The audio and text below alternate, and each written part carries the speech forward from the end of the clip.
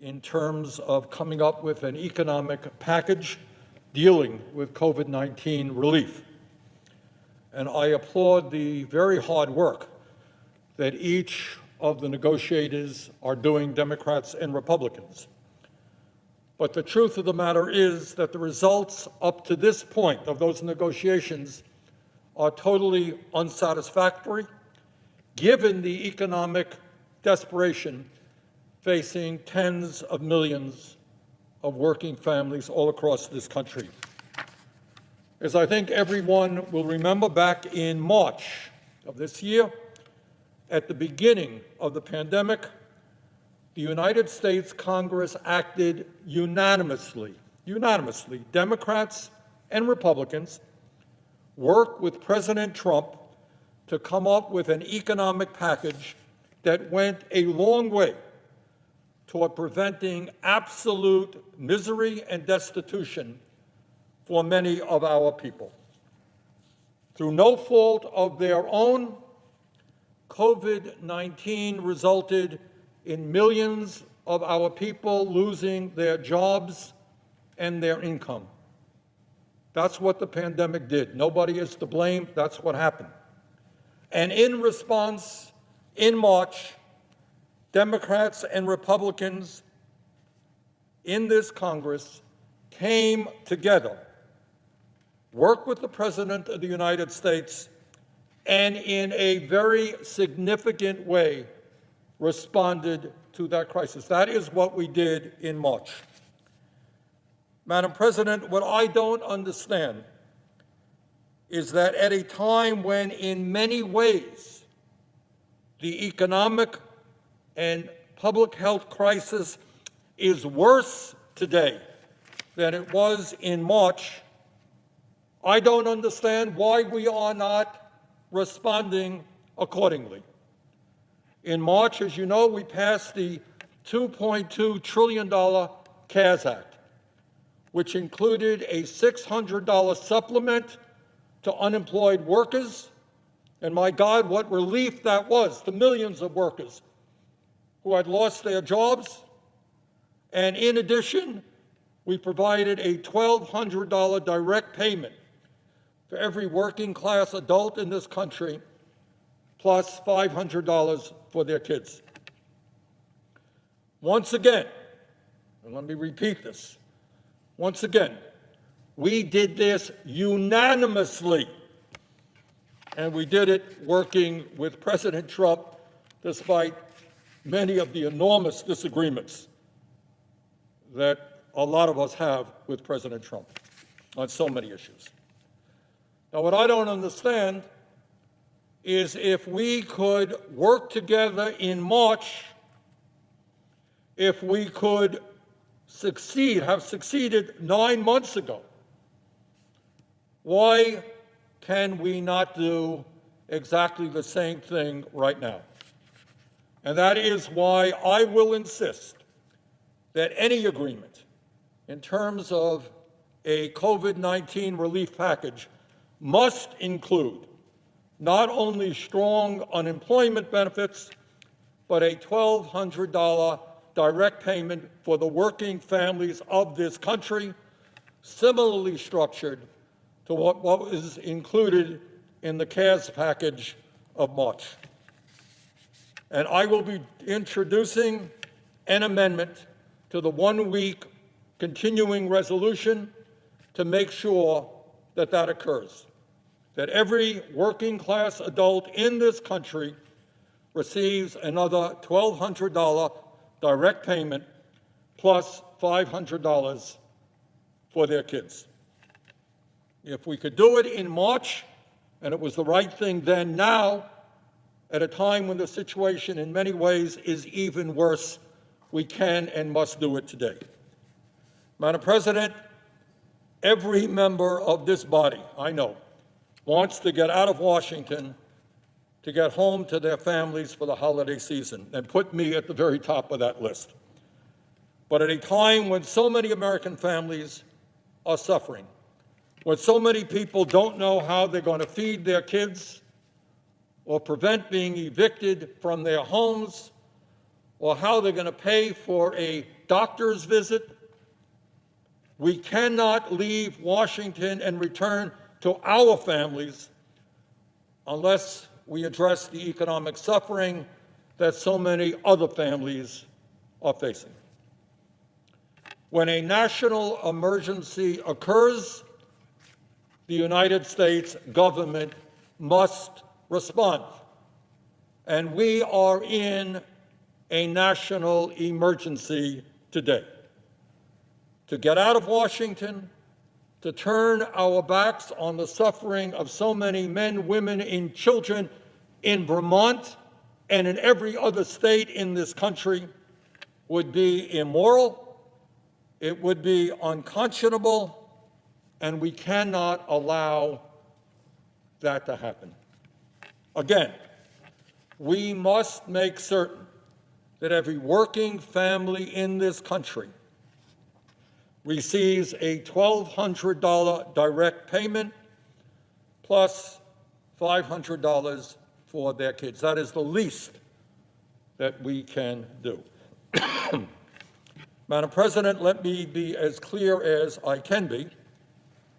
Today, as a result of the horrific pandemic and economic meltdown, the American working class is hurting in a way that has not been experienced since the Great Depression of the 1930s. In terms of public health, yesterday alone, over 220,000 Americans were diagnosed with COVID-19 yesterday.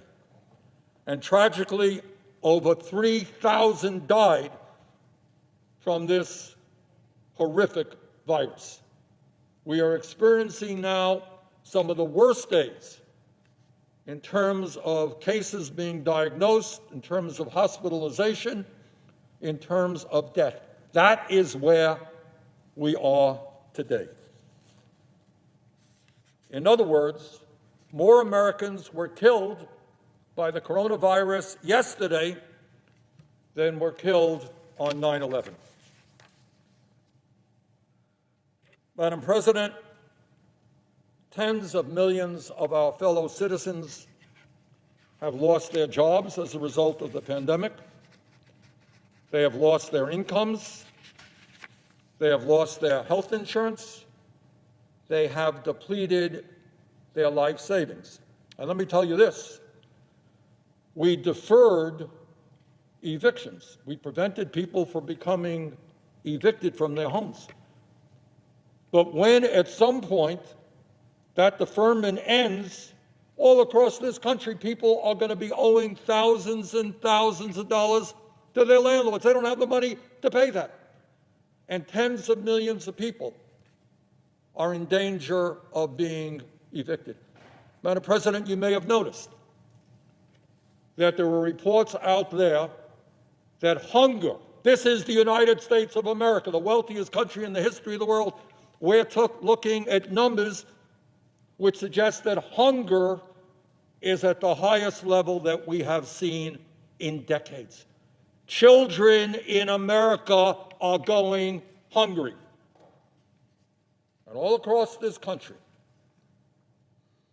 tenants are worried that they're going to knock on the door from the sheriff, evicting them from their homes or their apartments and throwing their belongings out on the street to join the other 500,000 Americans who are now homeless. In America today, over half of our workers are living paycheck to paycheck. Well, 1 out of every 4 workers in this country are either unemployed or earning an annual income of less than $20,000 a year. And I don't know how anybody makes it on less than $20,000 a year.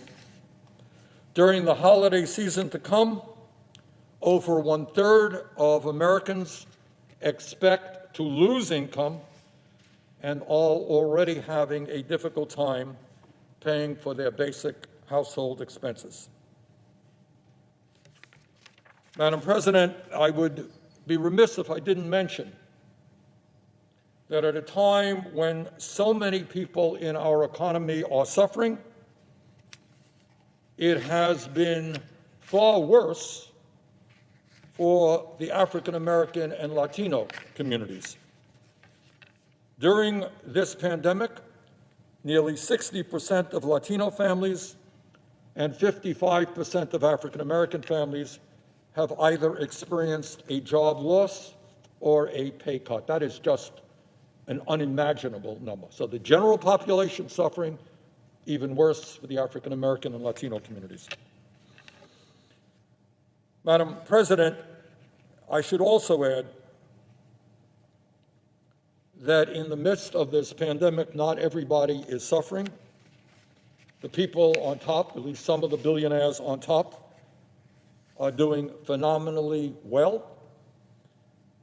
Over the past 9 months of this pandemic, 650 billionaires, 650, not a whole lot of people, have seen their wealth go up by over $1 trillion during this pandemic, and now own over twice as much wealth as the bottom 50% of American people.